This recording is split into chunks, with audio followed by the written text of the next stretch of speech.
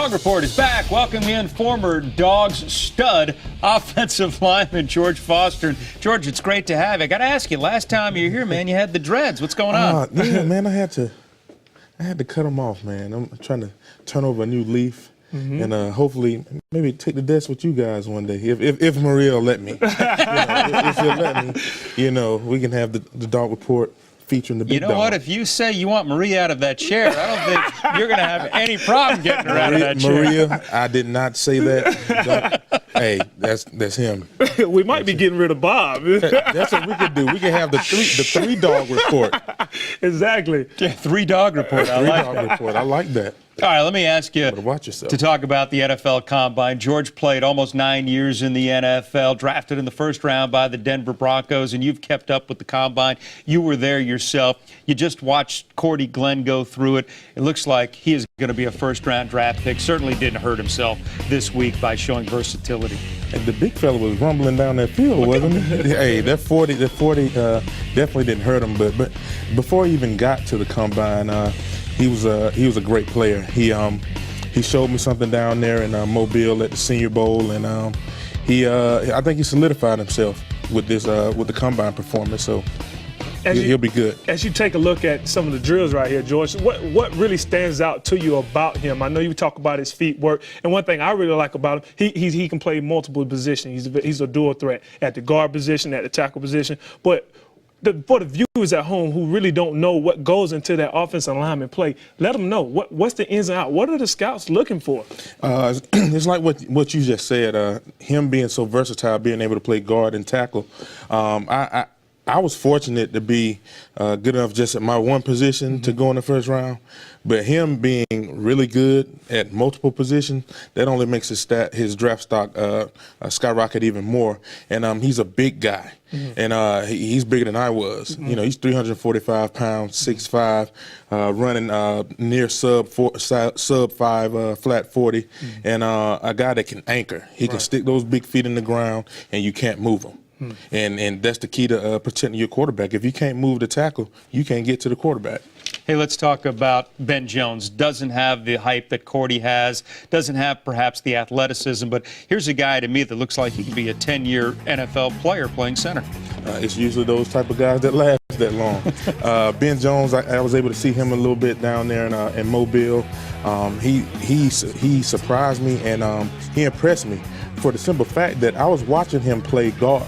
And I did not know at the time that he didn't really play guard before. He had never played guard before, and he was holding his own against some of the top D linemen there. This is what stands out to me at Ben. I think he's a very tough competitor type offensive lineman. You need a tough guy who's going to play center, who's going to keep the rest of the guys anchored down. And, that position is very hard. You're in the trenches, and he's a tough no type guy. If I was going in the alley, fellas, I want Ben Jones with me in the alley. And that's how mean he is. Yeah, and that's what he did show to me. He was very scrappy and didn't look like he'd take no mess from nobody.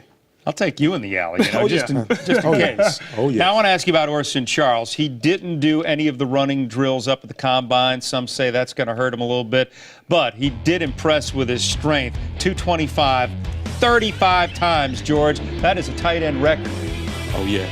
I played with a couple of strong tight ends, one being Ben Watson, whose record he did break. Actually, Ben held the record before Orson broke it the other day. George, guys. Hey, we're tight end you. We're tight end you. I played with some of the best: Larry Brown, Jermaine Wiggins, Ben Watson, Randy McMichael. You got Leonard Pope out there, and he's just going to fall in that long line of great tight ends from the University of Georgia. I really like Orson Shaw's work ethic. We had this Florida thing going on because he's from Tampa, I'm from Daytona Beach. And when I decided to stop playing in the NFL, I came back to Georgia and I worked out a lot in the weight room. He'll always see me. He was like, "You can't work harder than me, Keelan." I'm like, "Boy, when you stay in the weight room like I have, I promise you'll be somebody."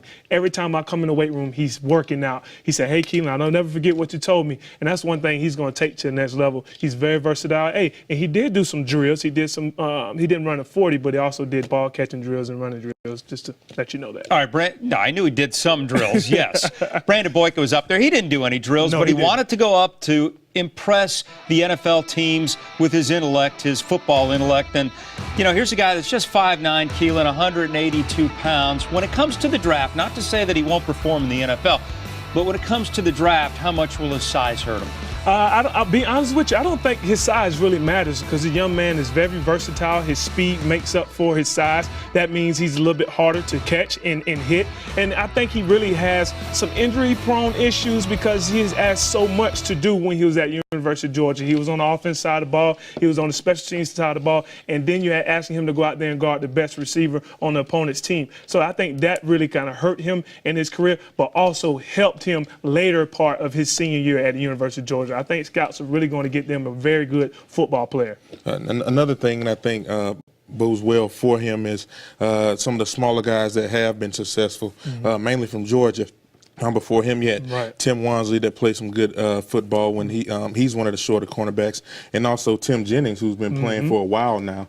He's in that 5'9" area, and he's been playing really good ball for the Colts and now the Chicago Bears. So I think he'll be fine. Think about another guy too, George, who you played with, your ex-teammate, Champ Bailey. Champ Bailey he played multiple positions in the special teams and the offense and also on the defense side of the ball. I understand Boykins hurt right now, but it definitely helped his draft. Yes, with the new kickoff rules and guys taking that ball out from the end zone deep, and he's a long way threat. Right. He can take the ball the distance anytime he touches it, and you put a premium on that in the NFL. They're always looking for guys that can take it to the house and change the complexion of a game. All right, since you mentioned kickoffs, I do want to talk about Blair Walsh.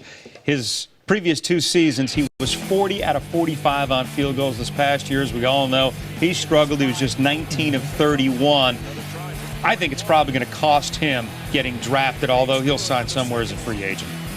Well, the thing, guys go through ups and downs, and his downtime happened to come at the wrong time, being his last year. But I think he can get into a camp and show some guys that he's capable of kicking on the NFL level. He's a young guy. He's not going to cost much. So if he can get in there and do really good, he can beat out a veteran that has a high cap number. This is why I think he's going to make somebody's ball club, or if not, he will get drafted in those late rounds, 6th or 7th round. I remember Brandon Cantu going out to Seattle. I wasn't drafted, but Brandon Cantu was drafted in the 7th round. In my opinion, I think Blair Ross has a better foot than Brandon Cantu. This is the reason why he's second in NCAA history with 412 points. That's a lot. He's second in NCAA history. That means he's competing against everybody in NCAA. A team knows about this guy, and they're going to trust in him. Second point, he's not going to cost as much, just like you said. And also, he's younger. That means you can be able to keep him on the team much longer, and that salary cap is going to be much low to get him. Well, I don't know if Drew Butler is going to get drafted, but I do know that he is going to play in the NFL. 3 years as Georgia's starting punter, he averaged over 45 yards a kick as a sophomore. It was 48. He's going to be on someone's roster. Hey, you got to mention the pedigree. You got to mention that. Well, people don't think so, but it goes a long way in the NFL. People love their name. You have the Matthews brothers. You have the Bailey brothers that played in the NFL, and that gene pool is there for a reason. They make heck of a players, So Drew's gonna be fine. He won the Ray Guy, I believe. Yes. And so he's gonna be fine. He's gonna make a team, if not get drafted, but he's definitely be on someone's squad. Thank you, Paul. I think there's little doubt that he will be playing in the NFL. Hey, Keelan, George is your buddy. Want to give him a send-off? Oh, man, George, just briefly tell us what you're doing, man. We want to thank you for coming on. Just briefly tell the fans what you're up to these days, man. These days, I'm hitting transition. I believe football is the playing aspect is over for me. I'm trying to get behind the desk like you guys or with you guys, being that Maria gives me her blessing. Other than that, just taking care of my family, wife and kids at home. Just trying not to go crazy because I got a house full of women. So they keeping me on edge right now. So cool. I need to get a job. Right. I got to get out of there. If you got a job, here's George right here. Here's your man. I'm right here. You seen it. Well, appreciate you, and I can teach you alignment too.